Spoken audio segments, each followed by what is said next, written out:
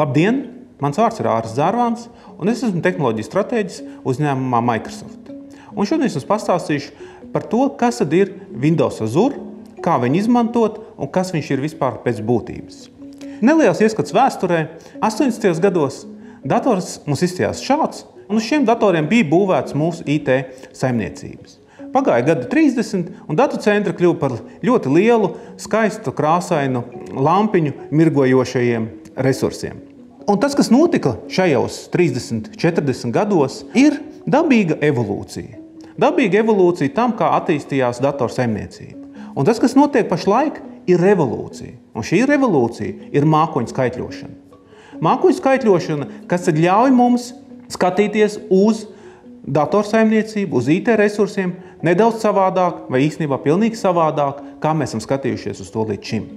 Kas ir pamatmotīvi šīm izmaiņām? Un tās ir lielās izmaiņas, kas notiek mūsu sabiedrībā, kas notiek tajā, kā mēs skatāmies uz IT resursiem. Šī mākoņu skaitļošana ir dabīgs rezultāts tam, ko Microsoft sauc par IT konsumerizāciju. Tā ir datora ienākšana mūsu mājās, pie kam ienākšana nevis viena datora, bet ienākšana 2, 3 datori. Vidēji statistika rāda uz vienu lietotāju 3,3 dažāda veida datoru. Un dators mūsdienās tas ir gan telefona izskatā, gan planšetdatora izskatā, gan desktopā, kas stāv pie mums mājās uz galda vai birojā uz galda. Un vidēji saskaitot uz vienu lietotāju sanāk 3,3 šādas ierīces.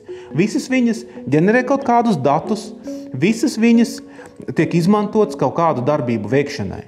Un viens no tādiem tipiskākajiem darbiem, ko mēs šeit izmantojam, ir dažādi veidi sociālie tīkli, kas atkal savukārt ģenerē datus, kas ļauj mums izmantot šo informāciju efektīvākām mārketinga kampaņām, kas ļauj izmantot šo informāciju efektīvākai lietotāju analīzei, kas ļauj izmantot šo informāciju pilnvērtīgāku vai pārdomātāku lēmumu pieņemšanai. Un, lai to visu varētu izdarīt, mākoņu skaitļošana ir tas, kas mums sniedz nepieciešamos resursus, kas mums sniedz nepieciešamos rīkus, lai varētu efektīvi izmantot to informāciju, ko lietotāji saģenerē, to informāciju, kas tiek akumulēta šajos milzīgajos datu apjomos.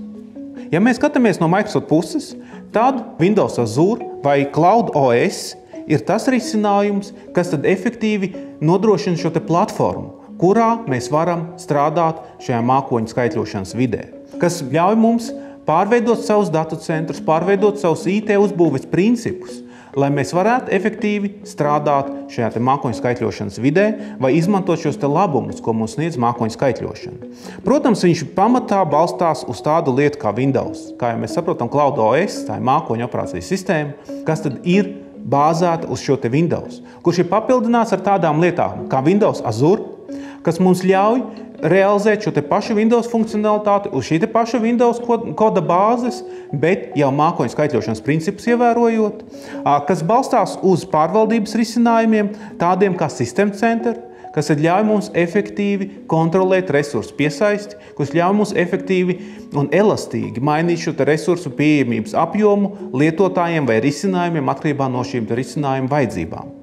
Ciešā integrācija starp Windows kodolu, kas mums glabājās mūsu datu centros, un Windows infrastruktūru un System Center infrastruktūru, kas glabājās globālajā mākonī, ļauj man efektīvi strādāt šajos hibridajos scenārijos, kas ļauj man efektīvi izmantot labumus no abām pasaulēm. Labumus no tā, kas mums rodās, ja mēs darbojam risinājumus pie sevis savā lokālajā datu centrā, labumus tos, kas rodās strādājot globālajā mākoņu pakalpojumu centros. Savienot šīs abas pasaules, panākot maksimāli efektīvu risinājumu. Ja mēs skatāmies uz Microsoft vēsturi, tad Microsoft darbina šos globālos datu centrus savu servisu darbināšanai jau no 80. gadu beigām. No tādām lietām kā Hotmails, kurš tad bija šis pirmais Microsoft pakalpojums, ko mēs sniedzām saviem lietotājiem. Vēsturiski mums nākuši daudz jaunu pakalpojumu klāt. Šie pakalpojumi arvien ir auguši un attīstījušies līdz tam, kad mēs esam nonākuši pie Office 365, kurš tad ļauj mums efektīvi strādāt ar Office programmatūru. Vienlaicīgi, līdztekus šai pakalpojumu attīstībai, mums ir notikusi arī drošības attīstība un drošības certifikāta attīstība, datu privātuma attīstība, un šeit ir virkne dažādiem certifikātiem, līdz pat augstākajiem FISMA certifikātām, ko mēs esam ieguvuši šeit infrastruktūras līmenī, kurā tad mums strādā šie Microsoft mākoņu pakalpojumi. Ja mēs paskatāmies uz vienkārši šo te pakalpojumu izmantošanu, Microsoft pakalpojums vai šis te Microsoft Azure parādījās 2011. un 2010. gadā. Tad viņš jau ir mums pieejams 3-4 gadus. Uz doto momentu puse no Fortune 500 lielākajiem uzņēmumiem pasaulē izmanto šo te Microsoft Azure pakalpojumu. Vairāk nekā 3,2 miljonu organizāciju izmanto šīs iespējas, ko sniedz Windows Azure, iespējas, ko sniedz Microsoft datu centri. Milzīgiem apjomiem mums tiek glabāti šie informācija, milzīgos apjomos mums ir pieejami datoru skaitļošanas resursi šajā globālajā mākonī. Ja mēs paskatāmies, kas tad vispār ir Azure, Azure ir globāli pieejami datu centri, kuri atrodas dažādos reģionos vai dažādos kontinentos, kur mums ir kaut kas Amerikā, kaut kas mums ir Eiropā, kaut kas mums ir Āzijā. Un, ja mums ir nepieciešams nodrošināties pret globālām katastrofām, mēs varam sadalīt savu informāciju visos šajos datu centros. Un mums būs viena kopija, kas atradīsies Āzijā, viena kopija, kas būs Amerikā, viena kopija, kas būs Eiropā. Visur mums šie dati būs pieejami. Ja mēs skatāmies tīri uz Latvijas vidi, tad tuvākie datu centri, kas mums ir, atrodas Īrijā un Holandē. Šie datu centri ir lielie datu centri, kuri tad glabā šo informāciju, glabā šos datoru resursus, glabā šos skaitļošanas resursus. Šie datu centri, kas ir būtiski, viņu darbību kontrolē likumdošana tajās valstīs, kurās glabājās šie dati. Ja mēs glabāsim savu informāciju Īrijas datu centrā, tad Īrijas likumdošana noteiks to, kas drīkstēs piekļūt šiem datiem un kas nedrīkstēs piekļūt šiem datiem. Vēl viena lieta, kas ir ļoti būtiska, ir tas, ka globāli ir virkne tiešo pieslēgumu šim Microsoft datu centram. Un ja mēs esam satraukušies par to, ka kā tad mēs sūtīšu datus uz Īriju un tas būs lēni, tad ir virkne pieslēgumu, kas ir tiešie pieslēgumi uz Microsoft datu centru, kas ir tiešā optiskā līnija šo Microsoft datu centru, kas ir pieejama jau geogrāfiski tuvākos attālumos. Piemēram, tādās vietās kā Stokholma vai kā Varšava, kas mums ir tuvākie. Varbūt Stokholma tas ir būtiskāks, jo mums ir tiešais optiskais savienojums ar šo Stokholmas infrastruktūru. Vēl viena ļoti būtiska lieta ir atbalsta centri. Tātad, ja mums ir nepieciešams atbalsts, tad to mēs varam dabūt arī šeit, latviešu valodā, no Latvijas atbalsta pakalpojumu sniedzējiem, tieši no Microsoft filiāls, no Microsoft atbalsta dienesta.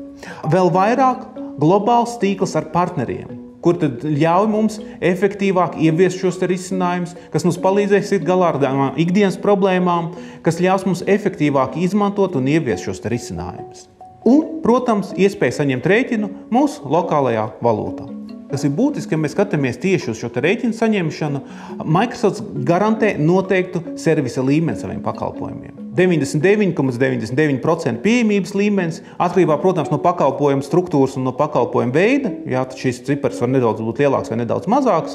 Bet, kas ir būtiski ir tas, ka atšķirībā no visiem citiem pakalpojumu sniedzējiem vai mākoņu pakalpojumu sniedzējiem, Microsoft nodrošina to, ka gadījumā, ja mēs neievērojam šo SLA, šo pakalpojumu kvalitātes līmeni, tad jums par to nav jāmaksā. Maksājam tikai tad, ja Microsoft ir nodrošinājis šo līmeni, ko Microsoft ir garantējis. Pāris piemēri tepat no Eiropas par šo mākoņu skaitļošanas izmantošanu. Eiropā tādas kompānijas kā McLaren vai Nokia vai Sony lokālās filiāls izmanto šeit uz vietas esošo Azure pakalpojumu infrastruktūru. Ja mēs skatāmies uz Austrumu Eiropu, piemēram, Soči olimpiādi. Soči olimpiādas infrastruktūra glabājās Windows Azure infrastruktūrā. Ļoti tipisks piemērs, šāds liels vienreizējs notikums, kur mums ir nepieciešama kaut kāda infrastruktūra uz kaut kādu noteiktu laiku. Olimpiādas gadījumā varbūt tas ir gads, 2 gadi, un pēc tam viņa atkal nav vajadzīga. Pie kam arī tad, ka sākumā un beigās tā slodze viņai pavisam neliela, un tieši notikuma laikā šī slodze ir liela. Tad visi šādi scenāriji, kur mums ir kaut kādi pīķi, noslodzes, ir ļoti ideāli piemēroti šādai Windows Azure infrastruktūrai. Ja mēs paskatāmies uz šiem pakalpojumiem, ko mums nodrošina Windows Azure, tad šeit ir būtiskākās 3 lielās grupas, dažāda veida programmu servisi, kas ļauj mums darbināt savus risinājumus hibrīda scenārijos, kas ļauj mums pāradresēt kaut kādas pīķa kapacitātes uz šo globālo datu centru, kas ļauj mums uz vietas darbināt nepieciešamo minimumu ikdienas darbībai, bet tad, kad mums tuvojās kaut kādi lielie notikumi, kad mums tuvojās kaut kāda atskaišu iesniegšana vai mums tuvojās kaut kāds liels marketinga kampaņas, Šajā laikā, tad, kad mans lokālais resurs jau ir pilnībā noslogots, man nekas neapstājās. Man nepārstāja strādāt servisi, man nepārstāja strādāt mani serveri, vienkārši šī papildus kapacitāte man tiek paņemta no globālā Microsoft mākoņa. Nodrošinot to, ka mans pakalpojums visu laiku lietotājiem ir pieejams. Nākamā lielā lieta ir datu servisi. Šie dati, kas ģenerējās milzīgos apjomos, kur mēs vairs nerunājam pat par terabaitiem, mēs runājam par tādiem terminiem kā petabaiti. Šī informācija tiek glabāta šajos mākoņu pakalpojumos, pie kam šīs glabāšanas izmaksas šajā mākoņu pakalpojumā ir krietni mazākas nekā šis pašs izmaksas, ja mēs mēģinātu šo informācijas apjomu glabāt šeit uz vietas. Nemaz nerunājot par scenārijiem, kad mēs gribam ne tikai šo informāciju glabāt, bet mēs gribam viņu arī apstrādāt. Skaitļošanas kapacitāte ir daudz lielāka šajā globālajā datu centrā, tad, kad man ir nepieciešams veikt ātras manipulācijas ar šiem datiem. Un bāzes infrastruktūras pakalpojumi dažādos scenārijos, kas saistīti ar programmatūras izstrādi, ar programmatūras testēšanu, ar kaut kādu risinājumu novietošanu, risinājumu padarīšanu globāli pieejamiem, ir tas, ko nodrošina šis infrastruktūras sadaļa. Apkopojot visu līdz šim izstāstīto, tad galvenās lietas, ko nodrošina Windows Azure, ir ekonomija, ko mēs panākam ar to, datu apjomu, ko mēs panākam ar to skaitļošanas resursu apjomu, ko mums nodrošina Azure, ko mēs panākam ar to economy of scale principu izmantošanu, kad mums viena servera nopirkšana miljonu serveru iepirkumu gadījumā būs krietni mazāk nekā, ja mēs pirksim vienu serveru savā infrastruktūrā uz vietas. Atvērta un elastīga platforma. Atvērta tādā ziņā, ka mēs varam darbināt gan Microsoft risinājumus, gan ne Microsoft risinājumus. Tādus kā PHP, tādus kā Linux, tādus kā Oracle ir atbalstīti un ir pirmās kategorijas pilsoņi šajā Microsoft Azure platformā. Elastīgi tādā ziņā, ka mums ir pieejamas šīs rezerves kapacitātes, tad, kad viņas jums ir nepieciešamas, un ne tikai palielinājuma virzienā, bet arī samazinājuma virzienā. Ja mums šis pīķis ir beidzies, mums šī nepieciešamā resursa apjoms ir krities, man nebūs jāmaksā nekas liekas. Man atkal šis resursa apjoms samazinās, un es maksāju tikai par to minimumu, ko es izmantoju. Un time to market. Jebšu iespēja ļoti ātri ieviest jaunus risinājumus, ar ļoti minimālām izmaksām uzsākt jaunus risinājumus. Ja man ir neliela weblapa, kur datu apjoms ir zem 5 gigabaitiem mēnesī, tad man pat šis pakalpojums vispār būs bez maksas. Un tikai tad, ja man šis pakalpojums tiešām aizies tautās un cilvēki sāks viņu intensīvi lietot, un man parādīsies arī kaut kāds biznes ar to saistīts, tad jau man sāksies parādīties arī kaut kāds izmaksas. Bet kamēr mēs esam maziņi un tikko esam uzsākuši, šis pakalpojums būs ļoti lēti vai ir pilnībā bez maksas. Paldies!